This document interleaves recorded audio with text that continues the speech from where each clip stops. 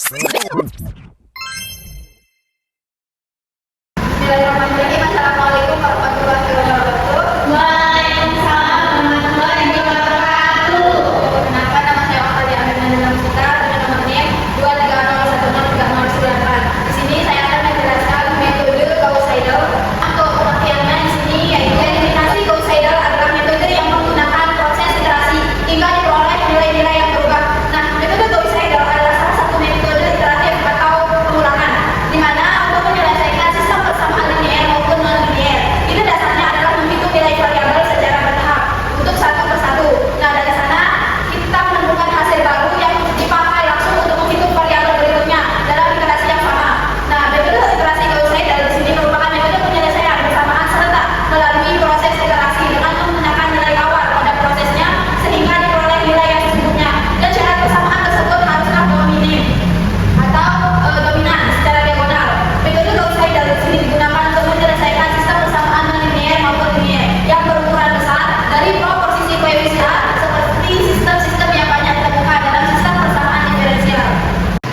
Nah, selanjutnya di sini ada konsep dasar, yang dimana konsep dasar dalam Gauss-Seidel kita punya sebuah sistem persamaan dengan banyak variabel, misalkan x1, x2, x3 sampai dengan xn. Nah, langkah pertama di sini adalah mengubah setiap persamaan sehingga masing-masing variabelnya dapat diekspresikan dalam bentuk variabel-variabel lain. Dengan cara ini, setiap variabel bisa dihitung secara langsung. Jika nilai variabel lain sudah diketahui, nah setelah itu kita memilih sebuah nilai awal atau tebakan awal dalam melakukan iterasinya nanti. Untuk semua variabel, nilai awal ini biasanya dipilih sederhana, misalkan kita pakai nilai 0 atau 1 hanya sebagai awal perhitungan. Kemudian kita mulai proses iterasi, di mana kita hitung nilai baru setiap variabel satu persatu dalam metode Gauss-Seidel. Setiap kali kita mendapatkan hasil baru untuk sebuah variabel, hasil tersebut langsung dipakai untuk menghitung variabel berikutnya. Nah, pada iterasi yang sama, dengan begitu nilai-nilai baru itu lebih cepat memenuhi perhitungan berikutnya dibanding dengan metode lain. Misalnya kita pakai dengan metode Jacobian. Nah,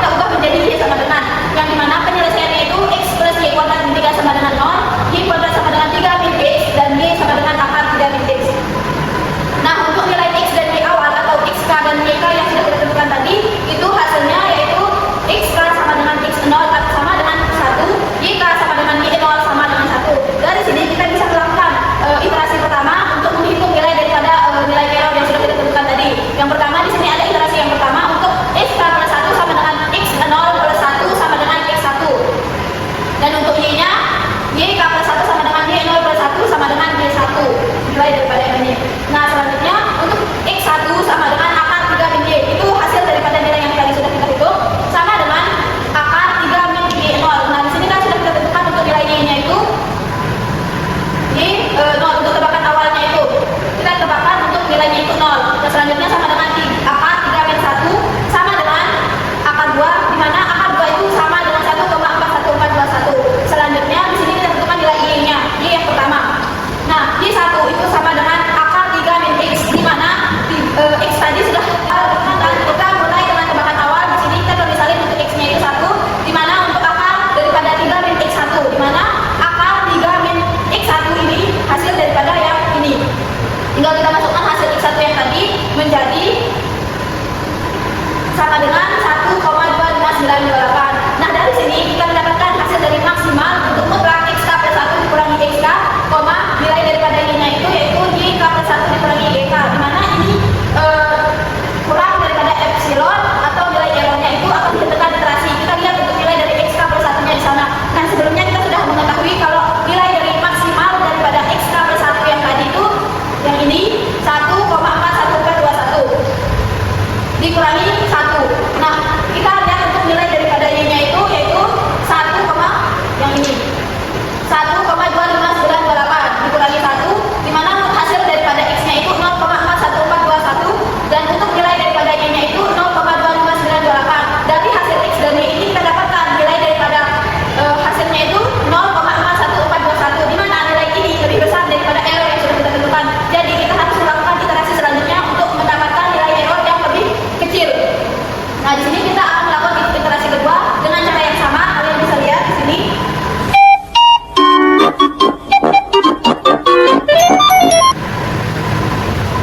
Sampai kita akan menentukan hasil daripada nilai error yang sudah kita tentukan di situ. Nah, di sini kita lihat untuk iterasi yang kelima di sini. Di mana iterasi kelima di sini sudah mendapatkan hasil maksimal yaitu 21,30283 dikurangi 1,30312. Nah, untuk nilai Y-nya di sini 1,30275 dikurangi 1,30263. Untuk nilai daripada X-nya yaitu negatif 0,0003. Nah, untuk hasil daripada Y-nya itu 0,00012. Nah, dari hasil X dan Y ini kita bisa lihat untuk hasilnya yaitu 0,0003, di mana nilai daripada 0,0003 ini itu kurang daripada nilai error yang sudah kita tentukan tadi. Jadi solusi akhir yang kita dapatkan di sini yaitu X sama dengan 1,30283 dan untuk Y-nya 1,30275. Ini untuk tabel iterasi yang sudah kita tentukan tadi.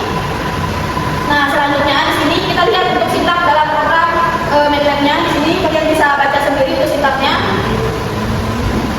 Nah, di mana kita lihat untuk MATLAB, kita coba di aplikasi MATLAB. Ini untuk sintak yang sudah kita buat.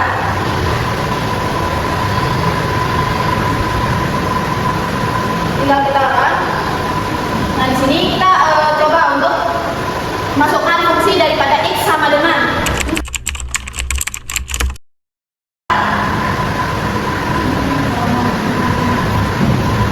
3 min Y. Kita enter. Selanjutnya kita masukkan fungsi daripada Y sama dengannya SINT 3 min X. Kita enter. Selanjutnya kita tentukan nilai awal yang sudah yang akan kita lakukan. Nilai awalnya kita bisa lihat di sini, kita mulai daripada 1. Kita enter.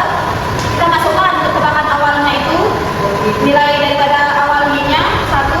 Nah, kan tadi sudah kita tentukan tuh nilai dari errornya tadi yaitu 10 pangkat negatif 3.